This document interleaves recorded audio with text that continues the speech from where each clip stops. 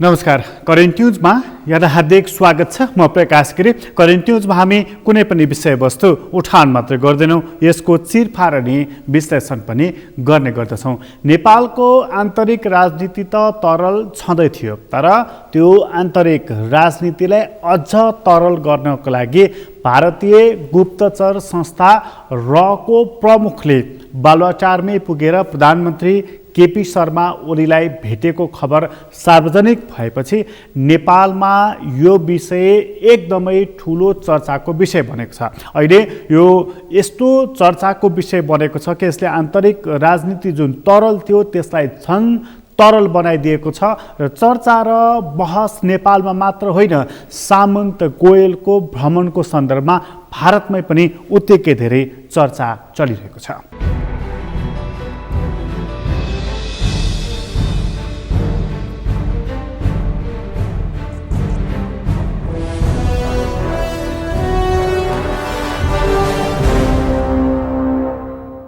एउटा गुप्तचर संस्थाको प्रमुख, त्यसै गरी एउटा विशेष विमानबाट हतार नेपालमा आएर प्रधानमन्त्रीलाई भेट्नुपर्ने बाध्यता वा आवश्यकता के छ, यो प्रश्न बनिरहेको छ।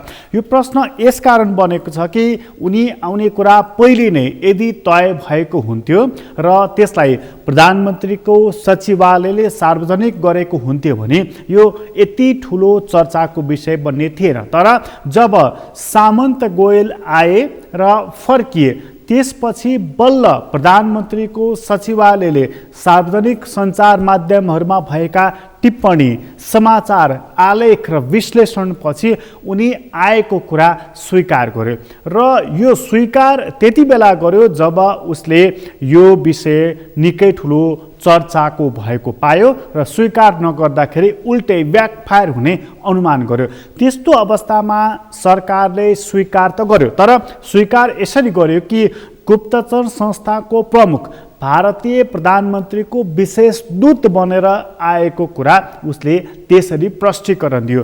परराष्ट्र मन्त्रालयले त्यही ढङ्गको प्रष्टीकरण दियो र अन्य मन्त्रीहरूको भनाइ पनि यही प्रकारको रह्यो। तर विशेष दूत भएर आएका हुन् भने त्यसको एजेन्डा के थियो, यसबारेमा परराष्ट्र मन्त्रालयलाई थाहा थियो कि थिएन।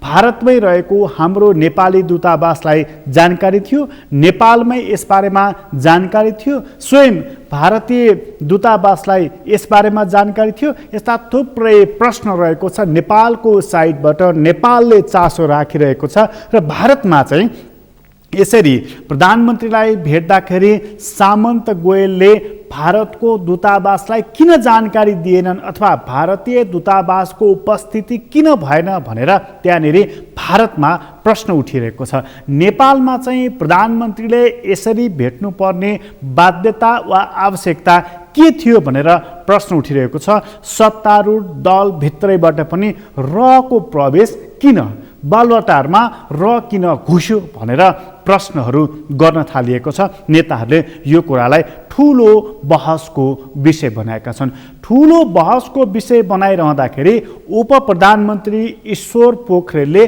कडा जवाफ फेसबुक मार्फत जनाएका छन्। उनले बुँदागत रूपमै यसको जवाफ दिएका छन् र बुँदागत रूपमै जवाफ दिँदै हिजो कसैको काखमा बसेर अरूलाई आक्रमण गर्ने, अरूलाई खिसीट्युरी गर्नेले आज यसरी प्रधानमन्त्रीलाई घेराबन्दीमा पार्नु या प्रश्नको घेरामा राख्नु सुहाउँदैन भनेर उनले अर्को तीर हानिदिएका छन्। यसले झन् ठुलो माहौल बनेको छ, यसले झन् बेग्लै प्रकारको माहौल बनेको छ।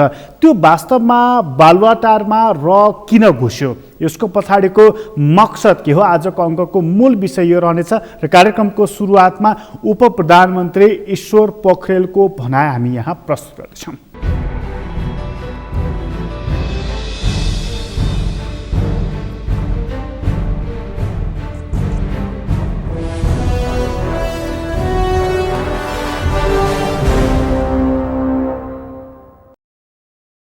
प्रधानमन्त्रीसँग रअका प्रमुखको भेट, प्रायोजित कुप्रचार र वास्तविकता। 1. भारतीय गुप्तचर संस्था रअका प्रमुख सामन्त गोयल भारतीय प्रधानमन्त्री नरेन्द्र मोदीको विशेष दूतका रूपमा प्रधानमन्त्री केपी ओलीसँग भेट तथा संवादका लागि आए र फर्किए। 2. नेपाल सरकारको परराष्ट्र मन्त्रालयको जानकारी तथा स्वीकृतिमा उनी नेपाल आएका हुन्। काठमाडौँ स्थित भारतीय राजदूतावासले औपचारिक रूपमा त्यसको जानकारी गराउँदै आवश्यक पत्राचार र पहल गरेको थियो। 3. प्रधानमन्त्री केपी शर्मा ओलीले सामन्त गोयलको टोलीसँग के विषयमा कुरा गर्नुभएको थियो? बातचितमा प्रधानमन्त्री ओलीसँग रहनुभएका प्रतिनिधिले जिम्मेवारीपूर्वक सुनेका छन्, टिपोट गरेका छन्। परराष्ट्र मन्त्रालयमा समेत वार्ताको औपचारिक टिपोट सुरक्षित छ। 4. बातचितमा प्रधानमन्त्री ओलीले विगत केही समयदेखि असहज बन्न पुगेको नेपाल भारत सम्बन्ध, खास गरी सीमा समस्यासित र नयाँ नक्सा प्रकाशनसँग गाँसिएका विषयमा केन्द्रित रहेको थियो। त्यसमा नेपालले राख्दै आएका अडान पूर्ण जानकारी गराइएको थियो र समाधानका लागि नेपालका तर्फबाट स्पष्ट दृष्टिकोण प्रस्तुत गरिएको थियो र वार्ताद्वारा नै तथ्य तथा ऐतिहासिक प्रमाणहरूका आधारमा देखा परेका समस्याको समाधान खोजिनुपर्ने समाधान प्रस्तुत गरिएको थियो। त्यहाँ गोयलहरूका तर्फबाट नेपालका प्रधानमन्त्रीको प्रस्तुतिलाई सकारात्मक रूपमा लिँदै अविलम्ब वार्ताद्वारा समाधानका लागि अघि बढ्नुपर्ने भनाइ राखिएको थियो। नेपाल भारतका बीचमा कुनै समस्या छन् भने तिनलाई संवादका माध्यमबाट हल गर्न सकिन्छ भन्ने अकाट्य निष्कर्षमा पुगिएको थियो। 5. विगत केही समयदेखि केही असहज बन्न पुगेको नेपाल भारत सम्बन्धलाई यही अवस्थामा रहन दिनु नहुने मान्यताका साथ गरिएको यो पहल र प्रयत्नलाई एक स्वरमा खास खास खालका मानिसहरूद्वारा किन विरोध भइरहेको छ? तिनीहरूले किन विरोध गरिरहेका छन्? यसलाई अघि सारेर प्रधानमन्त्री केपी शर्मा ओली र उहाँले नेतृत्व गरेको सरकारको विरोधमा किन खनिँदैछन् ती मानिसहरू? कारणहरू राम्ररी बुझिएको छैन। अहिले धेरै कुरा किन गर्ने? उहाँहरूले वास्तविकता नबुझी पूर्वाग्रह राखेर वा विरोधका लागि विरोध गर्नुपर्छ भन्ने अस्वस्थ मानसिकता बोकेर यी सबै काम गरिरहनु भएको छ भन्ने कुरा ठोक्केर भन्न सकिन्छ। प्रोटोकललाई ख्याल नगरिएको, मर्यादाको पालना नगरिएको, छिमेकी मुलुकको जासुसी संस्थाको योजनामा सञ्चालित हुन खोजेको, वार्ताका विषयहरूलाई रहस्यमा राखिएको, राष्ट्रियता र स्वाधीनतामा आँच पुर्याइएको आदि भनेर आरोप लगाउने कोसिस भइरहेको छ। अर्थात् यी सबै कुरा गरेर कम्युनिस्ट पार्टीको सरकार विरुद्धमा एउटा गलत खालको बहस सिर्जना गर्न खोजिँदैछ। दुर्भाग्य, कम्युनिस्ट पार्टीकै कतिपय नेताहरू समेत यस अभियानमा संलग्न हुन खोजेको देखिँदैछ। 6. यति बेला एउटा कुरा सबैले ख्याल गरौँ, केपी शर्मा ओली र उहाँले नेतृत्व गरेको यस सरकारका विरुद्ध ती मानिसहरू अहिले विशेष निर्लज्जापूर्वक लागेका छन्। जो विषयमा छिमेकीको न्यानो काखमा सुतेर देशका विरुद्ध गतिविधिहरू गरिरहेका थिए, विगतमा भारतको रहका हाकिमहरूसित भेट गर्न तच्चाड मछाड गर्दै यिनै मान्छेहरू छिमेकी मुलुक पुग्दथे, त्यहाँ खुसामतका बिन्ती बोली बिसाउँथे। विडम्बना, अहिले उनीहरू समेत राष्ट्रियताको बोलीमा लोली मिसाउँदै ओलीले नेतृत्व गरेको सरकारका विरुद्ध बृहत गोलबन्दीको नायक बन्ने प्रयत्न गरिरहेका छन्। याद रहोस्, राष्ट्रियता, स्वतन्त्रता, सार्वभौमिकता, स्वाभिमानमा आँच पुग्ने कुनै पनि कुरासित सम्झौता हुन सक्दैन। यी कुरालाई शिरमा राखी राष्ट्रको दीर्घकालीन हितमा लाग्ने कुरा कहीँ कतैबाट पनि आँच पुग्न दिइने छैन। विदेशीको काखको न्यानुमा सुत्न पल्केकाहरूको कथित राष्ट्रवादलाई चिनौँ, सजग हौँ र सरकारले चालेका सही कदमहरूलाई साथ र समर्थन गरौँ।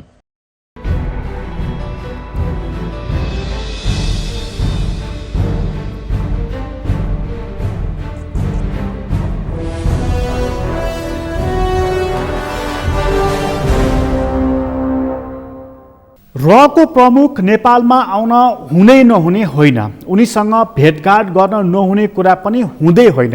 नेपालबाट कोही त्यस्ता प्रतिनिधि गएको खण्डमा पनि भारतले भेट्नुपर्छ र भारतबाट कोही प्रतिनिधि आएको खण्डमा पनि नेपालले भेट्नु पर्दछ। राज्य सञ्चालनमा या कूटनीतिक यात्रामा केही दृश्य र केही अदृश्य पाइलाहरू चालिएका हुन्छन्, जसलाई हामीले स्वीकार गर्नै पर्दछ। सवाल यति मात्र हो, भेटिसकेपछि यो भेटको बारेमा किन जानकारी दिएन? स्वयं प्रधानमन्त्री केपी शर्मा ओलीले यसको बारेमा सत्तारूढ दलकै नेताहरूसँग पनि संवाद गर्न सक्थे, विपक्षी दलको नेतालाई पनि जानकारी गराउन सक्दथे, तर यस्तो कुरा कहीँ कतै गरिएको छैन। भनिएको पनि छैन। बरु यो कुरा सकभर लुकाउन खोजियो। जब कुराहरू बाहिर सार्वजनिक भए त्यसपछि बल्ल यो कुरामा स्वीकार गरेको छ बालुवाटारले। बालुवाटारको स्वीकारोक्तिले मात्रै पुग्दैन, यो स्वीकारोक्ति सँगसँगै उसले सूचना पनि दिनुपर्दछ। अन्यथा यस्ता सूचनाहरू नआउँदाखेरि यहाँ राम्रा भन्दा नराम्रा र खास गरी षड्यन्त्रको सिद्धान्त अन्तर्गतका थुप्रै कुराहरू बाहिर आउनेछन्, जसले बालुवाटारलाई मात्र होइन, सिंहदरबारलाई मात्र होइन, सिङ्गो देशलाई नै असर गर्नेछ, अप्ठ्यारो पार्नेछ। तर त्योभन्दा रोचक कुरा चाहिँ भारतको एउटा खुफिया एजेन्सी जसको काम सूचना सङ्कलन गर्नु र त्यसको विश्लेषण गर्नु रहेको छ, त्यसको प्रमुख विशेष विमान चढेर नेपालमा हतार हतार आउनुपर्ने बाध्यता या आवश्यकता के थियो र त्यसरी आएर उनले सिधै प्रधानमन्त्रीसँग भेटघाट गर्ने तारतम्य कसरी मिल्यो? यो जुन भेटघाट भारतको एउटा गुप्तचर संस्थाको प्रमुखले गरेका छन्, यो भेटघाटलाई लिएर कतिपय विश्लेषकहरूले चाहिँ हाम्रो प्रधानमन्त्रीको स्तर एउटा गुप्तचरको प्रमुखसँग भेटघाट गर्ने बनेको छ, जसले प्रधानमन्त्रीको स्तर खस्काइदिएको छ।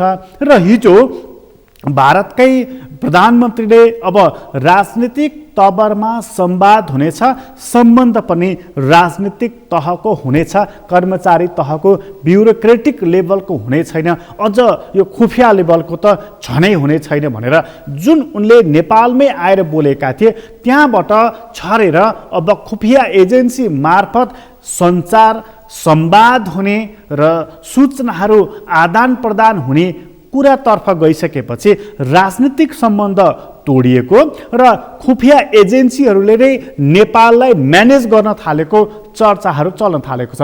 के यस्तै हो त? के नेपालको हैसियत गुमेकै हो त? त्यो प्रधानमन्त्री जसले नाकाबन्दीको बेलामा उभिएर एउटा उच्चतम बिन्दु हासिल गरेका थिए, एउटा पोलिटिकल हाइट बनाएका थिए, आज उनको कद घटेकै हो त? एकजना विश्लेषक चाहिँ कद घटेको भनेर विश्लेषण गरिरहेका छन्।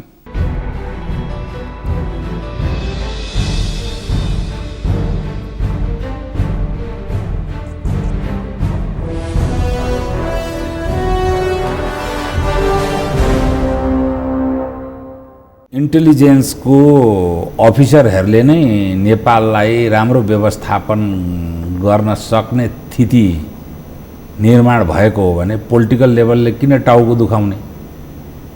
हामी जसबाट व्यवस्थित हुँदा, अप्रचारित व्यवस्थित रूपले व्यवस्थित हुँदाखेरि हाम्रो पोलिटिकल लेभल एकदमै सुखी र खुसी जस्तो देखिन्छ भने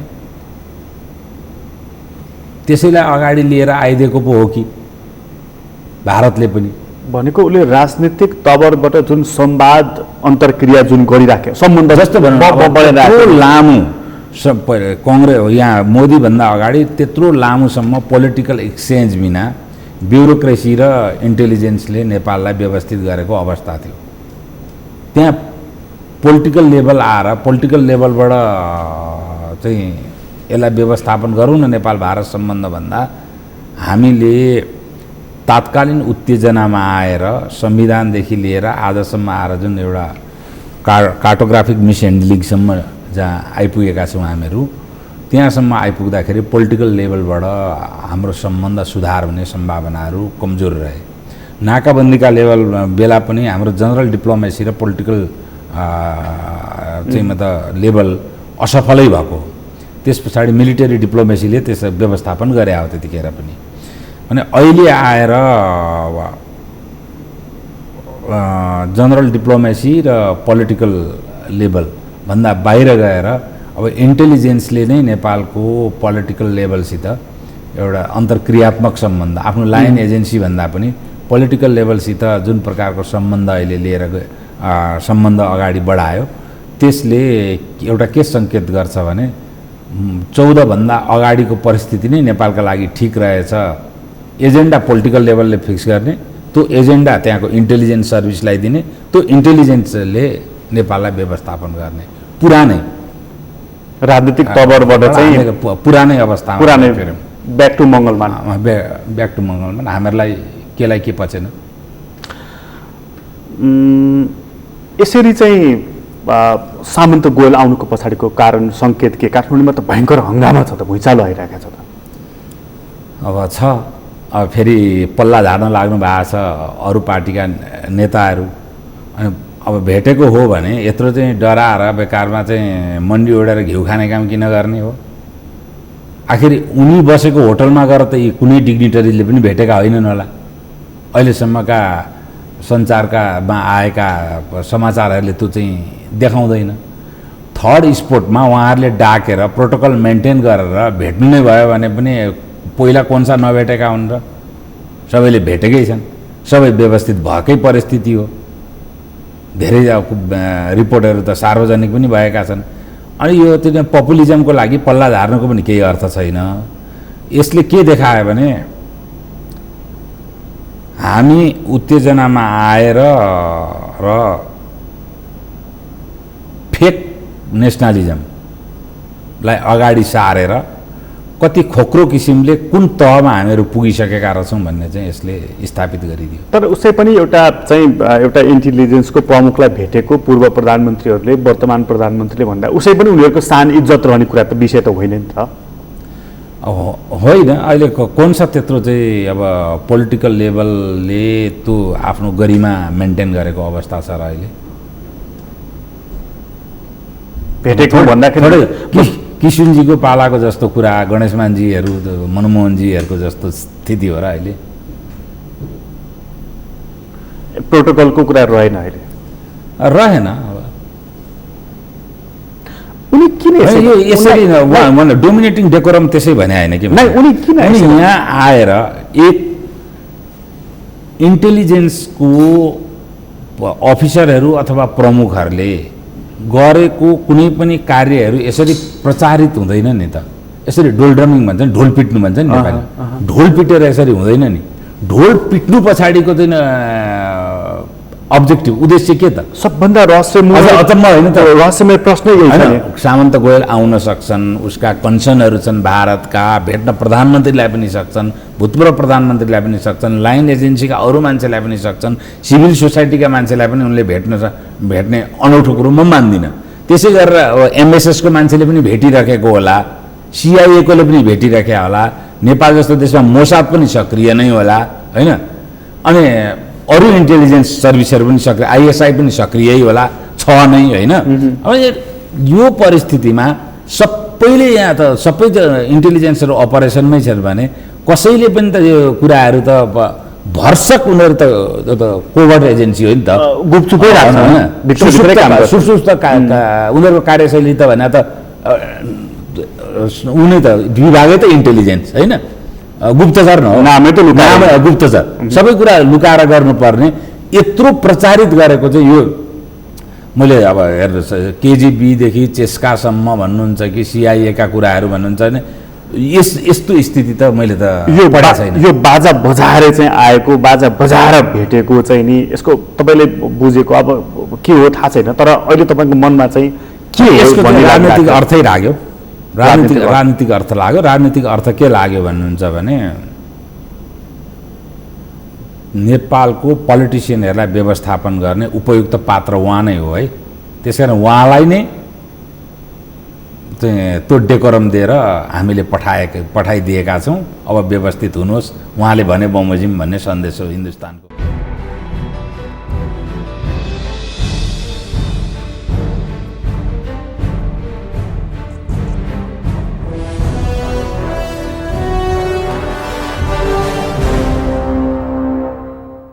प्रधानमन्त्रीसँग भेटघाटको कुरा मात्रै यहाँनिर रहेको छैन, रको प्रमुख आएको कुरा अब जगजाहेर भइसकेको छ। उनीले कस कसलाई भेटे भन्ने कुरा अहिले भारतीय सञ्चार माध्यमहरूलाई हेर्ने हो भनेदेखि नेपालका धेरै पूर्व प्रधानमन्त्रीहरूको नाम लिएर त्यहाँ समाचार बन्न थालेका छन्। पछिल्लो क्रममा डाक्टर बाबुराम भट्टराईसँग पनि भेट गरेको कुरा समाचारको रूपमा, विचारको रूपमा त्यहाँ प्रकाशित भएका छन्। तर नेपालका पूर्व प्रधानमन्त्रीहरू माधव कुमार नेपाल, शेरबहादुर देउवा, डाक्टर बाबुराम भट्टराई लगायतका नेताहरूले हामीले भेटेका छैनौँ भनेर वक्तव्य जारी गरिसकेका छन्। उनीहरूले वक्तव्य जारी गरिसकेको हुनाले अहिलेको लागि ती पात्रहरू एकछिनमा ओझेलमै परेका छन् र उनीहरूको कुरालाई सत्य मानिदिने हो भनेदेखि उनीहरूले रको प्रमुखलाई भेटेका छैनन् भनेर मान्नुपर्ने हुन्छ, स्वीकार गर्नुपर्ने हुन्छ। तर जसले भेटेको छ उसले किन भेट्यो भन्ने कुरा चाहिँ यो राष्ट्रले जान्न पर्ने कुरा हो कि होइन? यदि यो राष्ट्रले यी कुराहरू जान्नुपर्ने हो भनेदेखि प्रधानमन्त्रीको तहबाट यी कुराहरू किन सार्वजनिक भएको छैन? बरु प्रधानमन्त्रीले रको प्रमुखलाई भेटेपछि एउटा देशवासीको नाममा सम्बोधन गरे। सम्बोधनको मूल अंश कोरोनाको सङ्क्रमण नियन्त्रणको सन्दर्भमा थियो र त्यति बेला दसैँको सम्मुख भएको हुनाले दसैँमा एक किसिमको दूरी कायम गरौँ भन्ने प्रधानमन्त्रीको मूल सन्देश रहेको थियो। तर यो भन्दा भन्दै उनले एक वाक्य प्रयोग गरेका छन् जहाँ उनले भनेका छन् कि यहाँ अफवाहहरूको तुवालो फिजाउने काम भएको छ भनेर। त्यो कुरा कोरोनाको हकमा पनि लागू हुन्छ, रको प्रमुखको नेपालको भ्रमण र संवादलाई पनि लागू हुन्छ।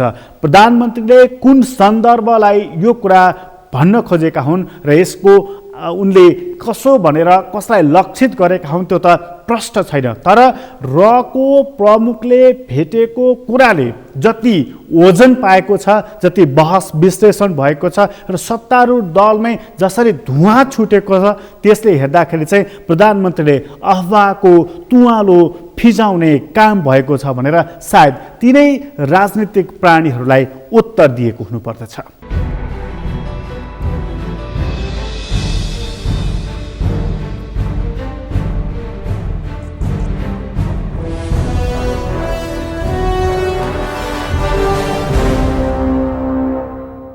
अहिले यस महामारीबाट जनताको जीवन रक्षा गर्नु पनि सरकारको सबैभन्दा पहिलो काम र परम कर्तव्य हो। यस दायित्वलाई पुरा गर्न तपाईको मतबाट निर्वाचित यो सरकार कुनै पनि बहानामा पछि हट्दैन। म सम्पूर्ण देशवासी दिदीबहिनी दाजुभाइहरूलाई निश्चिन्त रहन अनुरोध गर्दछु। कोभिड-19बाट सङ्क्रमित हरेक नागरिकको परीक्षण र उपचारको यथोचित प्रबन्ध यस सरकारले गर्नेछ। पहिचान, परीक्षण र उपचारमा मात्रै होइन, यस महामारी विरुद्धको खोपमा नेपाली जनताको सहज पहुँचका लागि समेत सरकार क्रियाशील रहन्छ।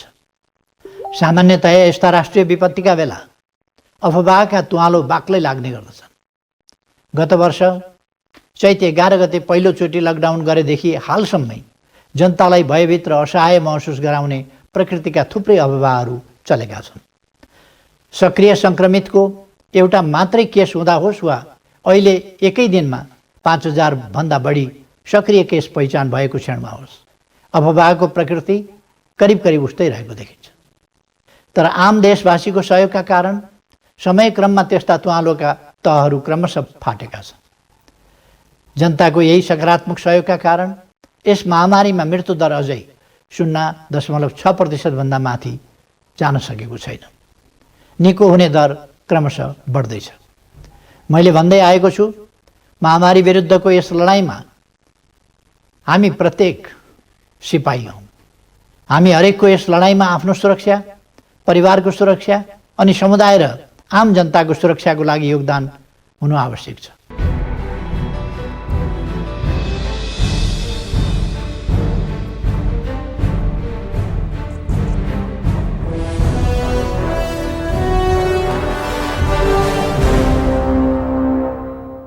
प्रधानमन्त्रीले जवाफ दिएका छन्, अन्य मन्त्रीहरूले पनि जवाफ दिएका छन्, यहाँसम्म कि मुख्यमन्त्रीहरूले पनि जवाफ दिएका छन् र रको प्रमुख नेपालमा आएको कुरा सबैले एक स्वरले पुष्टि गरेका छन्। उनी आएको कुरा त पुष्टि भएको छ, तर उनी आए किन चाहिँ अहिलेसम्म पनि कसैलाई जानकारी छैन। भारतको प्रधानमन्त्रीको विशेष दूत हो भनेदेखि के मानेमा उनी विशेष दूत हो, के सन्देश लिएर उनी नेपालमा आएका थिए, यो जान्न जरुरी रहेको विषय रहेको छ। ध्यान दिनुपर्ने कुरा चाहिँ अर्को महत्त्वपूर्ण पनि कुरा छ कि कार्तिकको 19 गते भारतको सेनापति नेपालमा आइरहेका छन् र त्यो नेपालमा उनी आउनुभन्दा अलि अगाडि 2 साता अगाडि जब गुप्तचर संस्थाको प्रमुख नेपालमा आउँछन् र त्यो विषय नै विवादित विषय बनेको छ र त्यो विषय नै गुपचुप राखिएको छ भने नेपाल र भारतको बिचमा केही खिचडी त पाकिरहेको छैन। अर्को पनि महत्त्वपूर्ण कुरा छ कि अमेरिकाको विदेश मन्त्री र रक्षा मन्त्री भारतमा आएका छन्, जसले चीनलाई हेर्ने भारतको नजरमा परिवर्तन ल्याइदिएका छन् र त्यसको छाया पनि बाछिटा पनि नेपालसम्म पक्कै पर्नेछ। यसकारण पनि रको प्रमुखको नेपाल भ्रमणको महत्त्व रहेको छ र यो कुरालाई राजनीतिक तवरबाट एउटा सन्देश दिन जरुरी रहेको छ। अन्यथा यसले थुप्रै अन्य त्यस्ता खालका कुराहरूलाई पनि इङ्गित गर्नेछ। त्यसतर्फ चाहिँ सरकारले कति सोच गरिरहेको छ, त्यसतर्फ चाहिँ सत्तारूढ दलले कस्तो खालको सोच बनाइरहेको छ। हामी बाँकी कुरा लिएर एकछिनपछि आउनेछौँ। अहिले छोटो विश्राम लिँदैछौँ।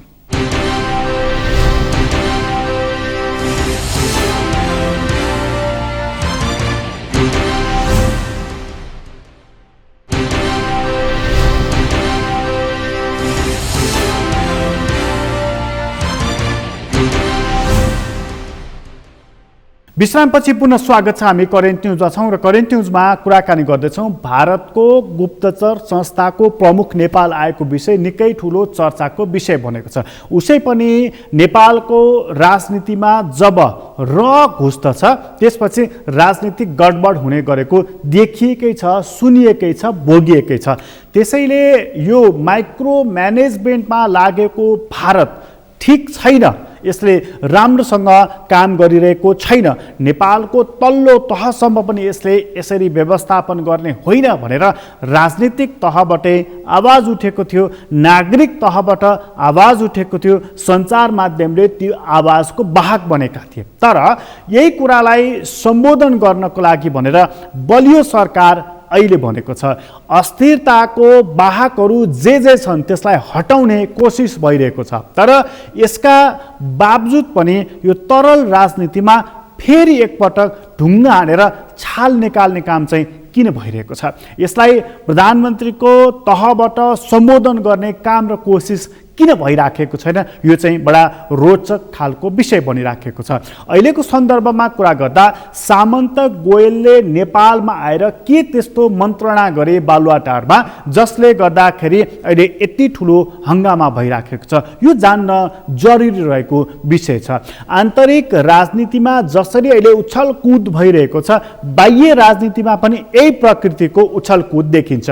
अमेरिकाको भारतसम्मको दौडधुप र त्यहाँ आएर चीनको बढ्दो प्रभावलाई रोक्नको लागि हामी एक हुनुपर्छ, समदृष्टि कायम गर्नुपर्छ भन्ने उनीहरूको साझा जुन सहमति भएको छ, त्यो साझा सहमतिको असर या प्रभाव नेपाललाई के पर्न सक्दछ?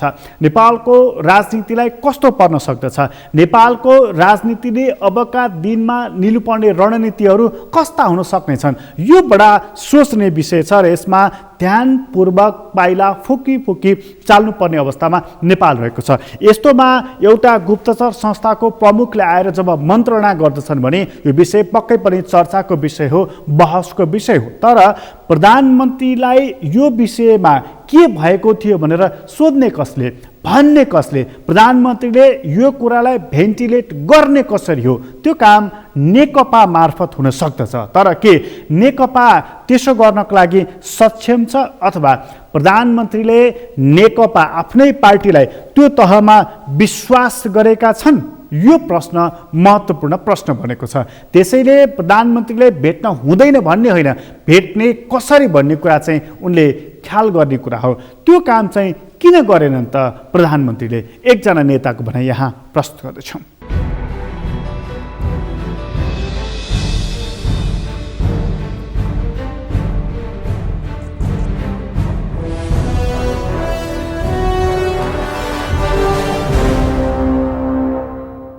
रको प्रमुख प्लेन चार्टर गरेर डिप्लोमेटिक प्लेन भनेर दर्ता गराएर स्वीकृति लिएर नेपालमा आएर नेपालको प्रधानमन्त्रीसँग भेटेर गएको कुरामा विवाद रहेन।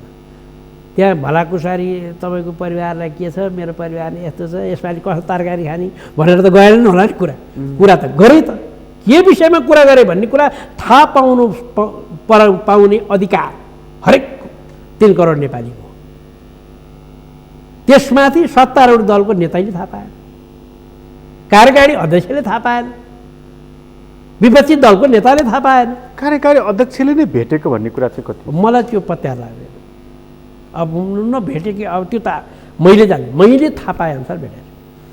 यो सत्तारूढ दलको चाहिँ कस्तो खालको अवस्था भने नि, जस्तो चाहिँ कार्यकारी अध्यक्ष र अध्यक्षको अथवा कार्यकारी अध्यक्ष र प्रधानमन्त्रीको मलाई अचम्म लागिरहेको छ क्या, सम्बन्ध मिठो पनि छैन, सम्बन्ध विच्छेद पनि छैन। कति मानिसहरू चाहिँ यो पाराले त यो नेकपा यो एक भनेर किन बसिरह होला, यसले घोषणा कहिले गर्ने होला पनि भन्छन् क्या। नेकपाको एउटा चोइटा जान सक्छ, अब नेकपा पुर्दैन, नेकपै रहन्छ।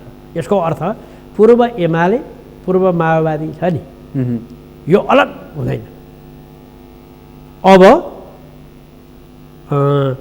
वैचारिक धरातलमा टेकेर अहिले राष्ट्रलाई कसरी लैजाने भनेर यहाँ कुरा हुन्छ। अब एक थरी चाहिँ मलाई विडम्बनै एउटा कुरा के हो भने, उमेर पुगेका अब राजनीति गर्न नपर्ने, खासै चाहिँ नि आफ्नो के भन्छन् त्यो उत्तराधिकारी पनि आवश्यक नभएकाहरूको हातमा सत्ता गएपछि चाहिँ देशले दुःख पाउँदो रहेछ। अब राजनीति गर्नु छैन, अब धेरै बाँच्नु छैन। बुढो भइसकेँ म नि 62। अब फेरि मैले चाहिँ नयाँ नयाँ राजनीति गर्नु छैन।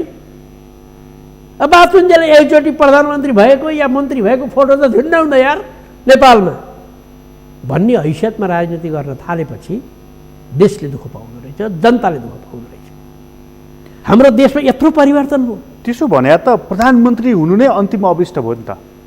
उद्देश्य यसपालिको एकता थियो नि, यसपालिको एकता चाहिँ प्रधानमन्त्री हुनु नै थियो। यदि यो एकता नभएको भए, चुनावमा तालमेल गरेर एकताको हुन्छौँ हामी गर्छौँ नबनेको भए अहिलेको सरकार बन्नु सक्दैन थियो। कि काङ्ग्रेससँग साझेदारी हुनुपर्थ्यो, कि चाहिँ नि प्रचण्डसँग साझेदारी हुनुपर्थ्यो, त्यो अलग अलग भए है। होइन, कुनै न कुनै पार्टीसँग साझेदारी गरेर प्रधानमन्त्री बन्नु पर्थ्यो। साझेदारी गर्दा त यही मान्छे प्रधानमन्त्री हुन्छ भन्ने छैन नि। त्यसको त समीकरण भत्किन पनि सक्थ्यो। भनेपछि यो एकीकरणको भरमग्दुर फाइदा चाहिँ कसलाई भयो? अहिले सरकारमा हुनेहरूलाई प्रधानमन्त्री केपी ओलीलाई, किन उहाँ त प्रधानमन्त्री ग्यारेन्टी हुनुभयो। उहाँको त सबभन्दा ठुलो चाहिँ एउटा उद्देश्य त पुरा भयो नि। भनेपछि प्रचण्डजी उधारोमा पर्नुभयो। प्रचण्डजीको अब खै के गर्नुभयो उहाँले जान्नु होला। अब मैले त म त के छ भने नेपालका पुराना नेता र नयाँ नेता छन् क्या नेपालमा। नयाँ नेता त्यही युट्युबतिर अल्मलिया छन्, केही त्यही माइती घर मण्डलतिर आउँछन्, बाङबुङ गर्छन्, त्यतै हल्लिरहन्छन्। तिनीहरू केही गर्न सक्नेवाला भएन। पुराना नेता, हिजोको पुरानो मानसिकता छ नि, एकात्मक राज्य व्यवस्था, राजतन्त्रात्मक मुलुक, सङ्घीय भन्ने सुन्दै नसुनेको, कल्पनै नगरेको एक थरी नेता। अर्को थरी अब प्रचण्डहरू नयाँ नेपाल भनेर आएका, उनीहरूको त पार्टी नयाँ, माओवादी, नेता नयाँ, उनीहरूको त केही फरक हुनु पर्थ्यो नि। अब उनीहरू लतारिया भनौँ कि नसके भनौँ कि के भयो अहिले अप्ठ्यारा छ।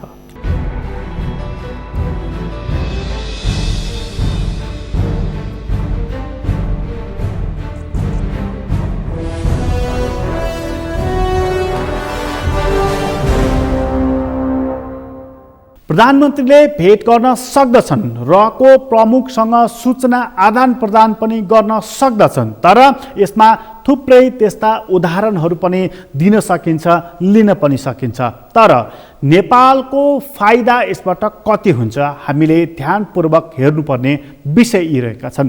नक्साको सन्दर्भमा आइसकेपछि भारत र नेपालको बीचमा जुन तिक्ततापूर्ण सम्बन्ध रहेको छ त्यसलाई मिठासमा परिणत गर्नुपर्नेछ। एउटा तत्त्व सेना हो जसलाई एउटा मिलिटरी डिप्लोमेसीको रूपमा अहिले लिएको छ भारतीय सेना प्रमुखको नेपाल आउने सूचनालाई। त्यो क्रममा जब भारतको सेना प्रमुख आइरहेका थिए त्योभन्दा अगाडि नै एउटा गुप्तचर संस्थाको प्रमुख आउनुको पछाडिको कारण चाहिँ के हुन सक्छ त? यही सेनाकै भ्रमणलाई लिएर हो वा यो अलग विषय हो, यो चाहिँ जान्नुपर्ने विषय बनिरहेको छ। त्यसैले अब सत्तारूढ दलले यसबारेमा धारणा कसरी प्रष्ट पार्ने र सरकारले यो धारणालाई कसरी सार्वजनिक गर्ने, यो चासोको विषय बनेको छ। यो विषय यसकारण पनि महत्त्वपूर्ण रहेको छ कि आन्तरिक राजनीति तरल बनेको, भू राजनीति पनि तरल बन्दै गइरहेको र समग्र विश्वको ध्यान नै दक्षिण एसिया र एसियातर्फ हेरिरहेको बेलामा नेपालले अब कस्तो खालको रणनीति बनाउने भन्ने कुरा निकै महत्त्वको विषय हुन सक्छ।